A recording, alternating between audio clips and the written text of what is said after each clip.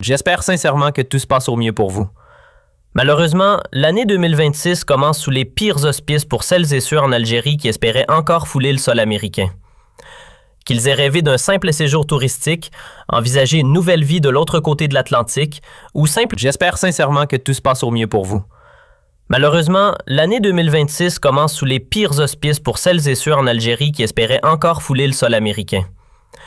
Qu'ils aient rêvé d'un simple séjour touristique, envisager une nouvelle vie de l'autre côté de l'Atlantique, ou simplement voulu contempler de leurs propres yeux ce géant aux 1000 visages, l'Amérique, ce mythe moderne à la culture ensorcelante et à la puissance hypnotique. J'ai eu pour ma part la chance immense de mettre les pieds dans ce pays hors norme, et je vous le dis franchement, l'Amérique, c'est une machine à rêve. Depuis les premiers jours de janvier 2026, ce qu'on appelait autrefois le rêve américain pour les Algériens s'apparente désormais à un mirage. Ce n'est plus seulement les hauts responsables ou leur progéniture dorée qui voient les portes se refermer, mais bien l'ensemble du peuple, du simple citoyen jusqu'aux élites, tous logés à la même enseigne, celle de l'exclusion. Ce rêve lointain, brillant et attirant semble s'être transformé en une fiction. Une belle utopie, mais hors de portée. La raison? Le 7 janvier, les États-Unis ont lâché une bombe administrative. Une caution obligatoire pour les Algériens souhaitant poser un pied sur leur sol. Montant de l'entrée? À partir de 5 000 $ minimum syndical. Et ce n'est que le début. Dans une volonté de tri sélectif diplomatique, Washington a sorti une nouvelle liste noire. Celle des pays à haut risque migratoire. Comprenez, ceux qui dérangent. L'Algérie y figure fièrement, accompagnée de 37 autres nations.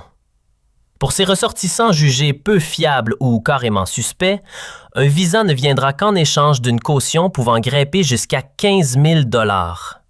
Oui, 15 000. Cette mesure, déguisée sous le vernis d'une politique de contrôle migratoire, vise surtout les pays africains, asiatiques et latino-américains, perçus comme instables, peu sûrs ou simplement indésirables. L'Algérie, selon cette logique, serait donc un pays à problème, trop pauvre, trop fragile politiquement, pas assez rassurant. Les autorités américaines n'y croient pas trop, et l'image du citoyen algérien en prend un sacré coup. Et voilà pourquoi, à partir du 21 janvier prochain, chaque Algérien souhaitant fouler le sol américain avec un visa touristique ou d'affaires devra d'abord passer à la caisse, entre 5 000 et 15 000 $ de caution à verser avant même de faire sa valise. Une sorte de droit à la confiance, remboursable, mais seulement si, une fois le séjour terminé, le voyageur retourne bien sagement au pays, sans tenter le coup de poker de la clandestinité. Sinon, tant pis, l'argent s'envole. Et on ne parle pas ici de petites sommes. C'est une fortune pour une famille moyenne en Algérie, un pactole qu'on pourrait investir dans une maison, ou plusieurs années de survie. Quand cette règle a été annoncée, l'indignation a grondé. Mais pas du côté du gouvernement, non. Le régime de Tebboune, silence radio. Pas de protestation, pas de lobbying, pas même un communiqué digne de ce nom. Pendant que d'autres pays du Maghreb comme le Maroc ou la Tunisie étaient épargnés par cette politique de caution punitive, l'Algérie, elle, encaissait. Sans riposter, sans même lever le petit doigt. Comme si la fameuse caution n'était pas déjà assez absurde et humiliante, voilà qu'une nouvelle claque vient de tomber sur les Algériens, et pas des moindres. L'administration américaine, toujours sous la houlette de Donald Trump, a décidé de tirer un trait, temporairement mais brutalement, sur les visas d'immigration pour les ressortissants algériens.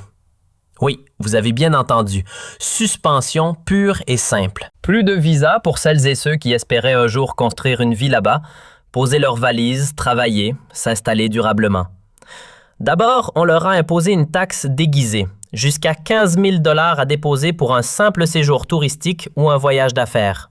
Et maintenant, même avec de l'argent, même avec un dossier en béton, les portes de l'Amérique se ferment. Ce gel touche uniquement les visas qui ouvrent droit à l'installation permanente.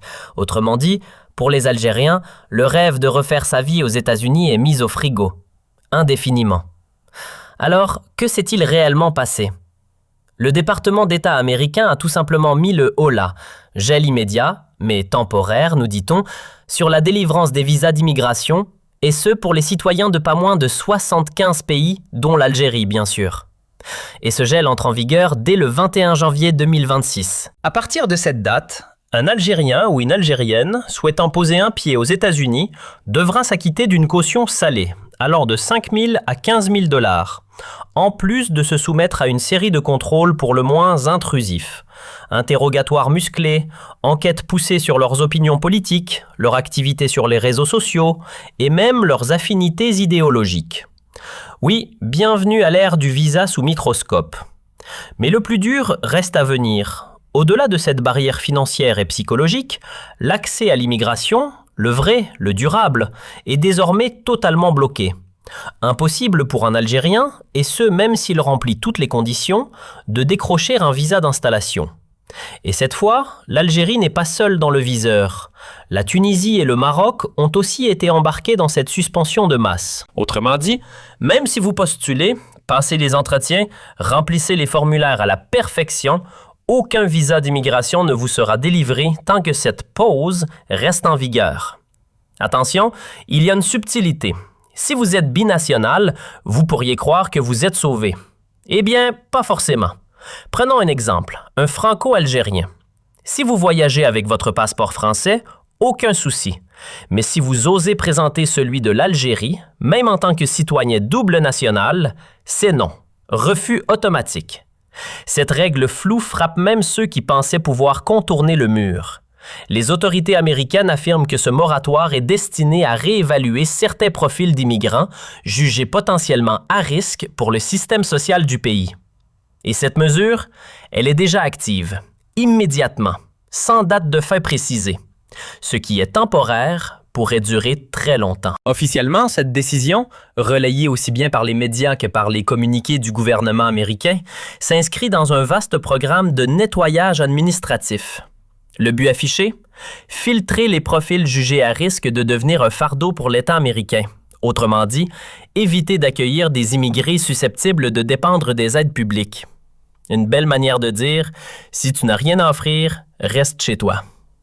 Rassurez-vous, ou pas, les visas B1 et B2, destinés aux touristes ou aux voyageurs d'affaires, restent valables.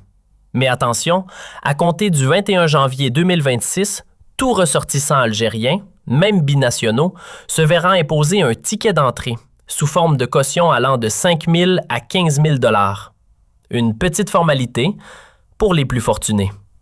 Et pour ceux qui ont la double nationalité, mauvaise surprise. Que vous soyez franco-algérien, algéro-canadien ou encore moitié algérien, moitié martien, tant que votre identité algérienne figure sur vos papiers, l'accès au visa d'immigration vous est interdit.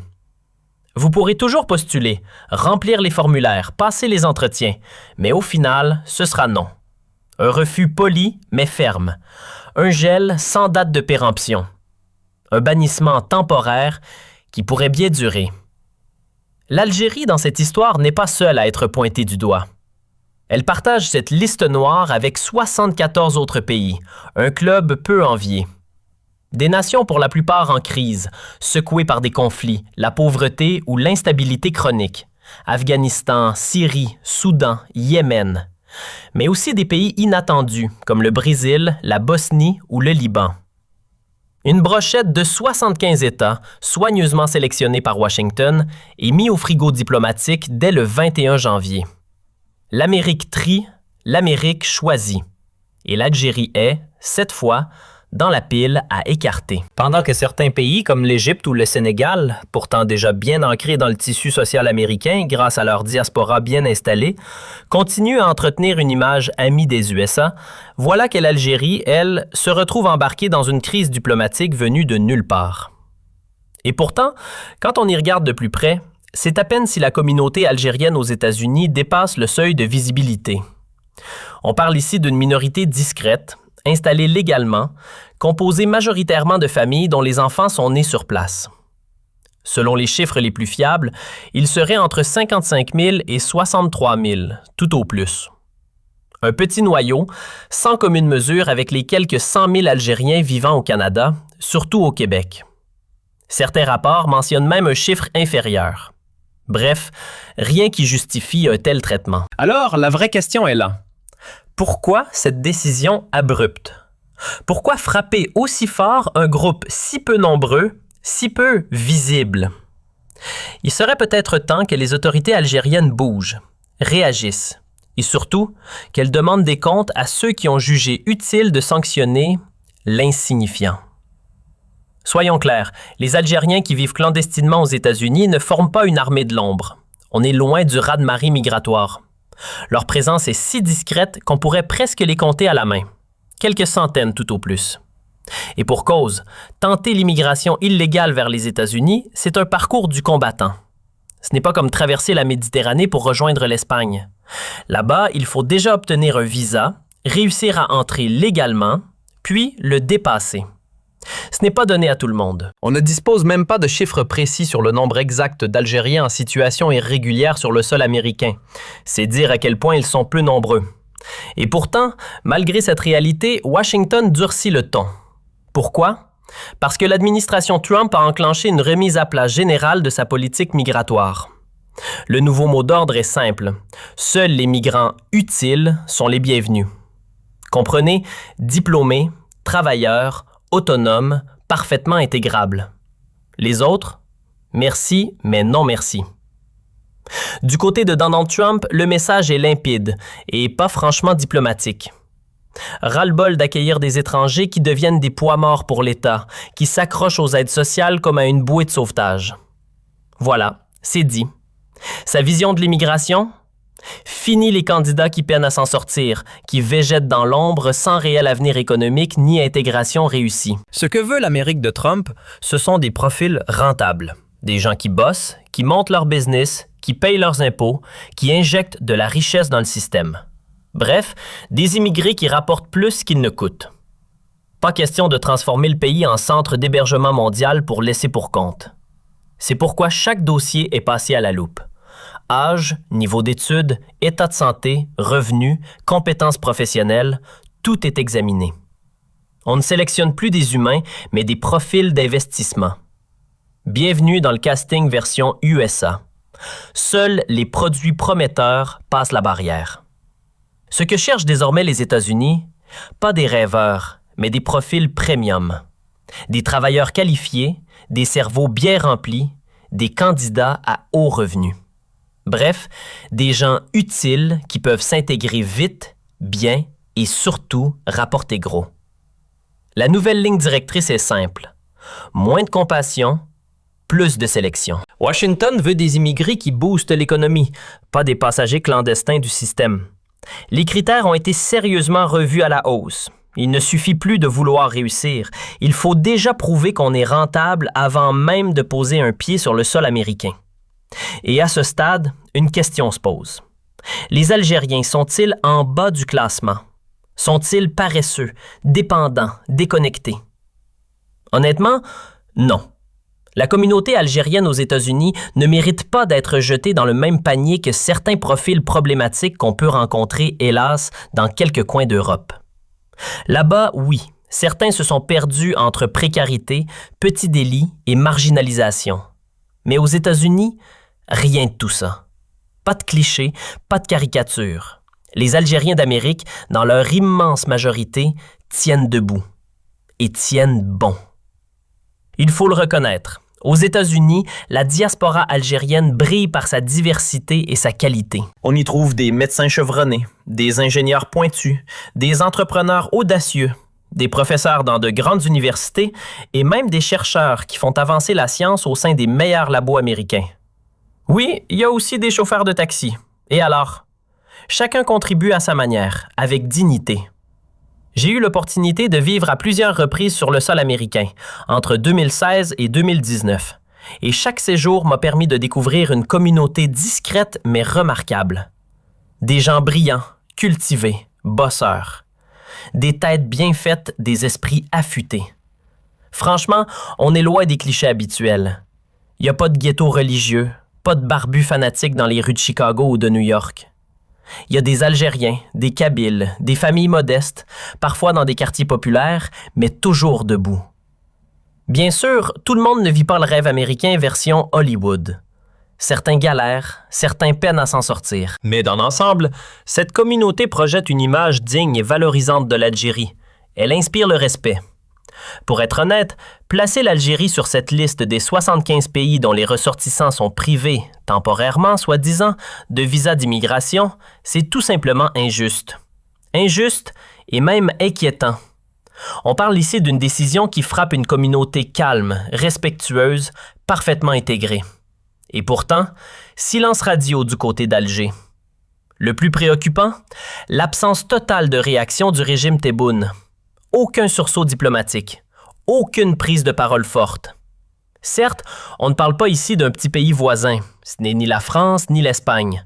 On parle des États-Unis, la superpuissance, celle qu'on ne convoque pas, qu'on ne critique pas à la légère, sous peine de représailles. Mais tout de même, subir 2 sanctions coup sur coup, d'abord la fameuse caution de 15 000 $, puis maintenant ce gel des visas, sans broncher, c'est grave. L'année 2026 commence donc sur une note glaciale entre Alger et Washington. Et les Algériens, eux, comprennent de plus en plus qu'ils sont dans le collimateur de l'administration Trump. Non pas à cause de leurs actes, mais à cause d'une image qu'on leur colle. Une image faussée, déformée,